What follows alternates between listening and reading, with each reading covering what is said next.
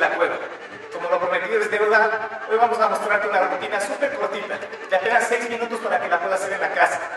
Queremos que empieces a dar tu primer paso hacia el fitness de tus sueños, y si es que te das apenas 6 minutos, la haces con nosotros, vas a ver los resultados. Vamos a tratar de hacer algo de alta intensidad, sumamente rápido, generando una respuesta neurológica y hormonal.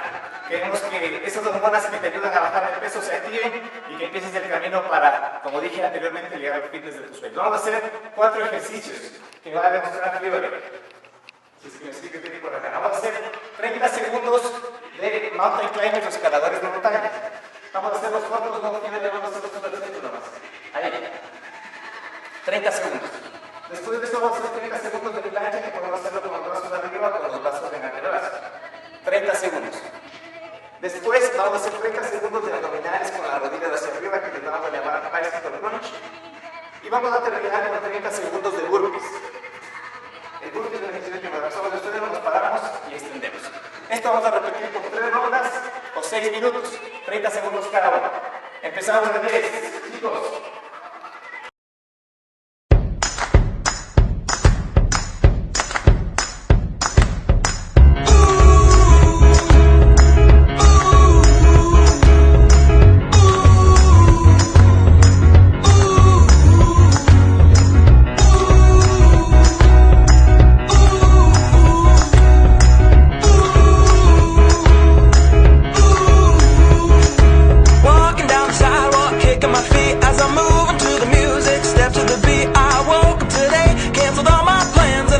Right outside with my guitar in my hands, and the notes became loud as the sound caressed the air, and I kicked it up a notch as I strolled without a care, 'cause I'm going down the road to a brand new place, and I'll get there with a smile on my face. Yeah, so lift me up, I'm moving on, singing and dancing while I play my song. Yeah, I'm having a good time, keeping it going. Come on, clap your hands and won't you sing along, and now let's take it up high, high, high. Give our dreams their wings to fly. Gotta keep the fire, keep the fire burning, keep the hope alive. You gotta keep it turning.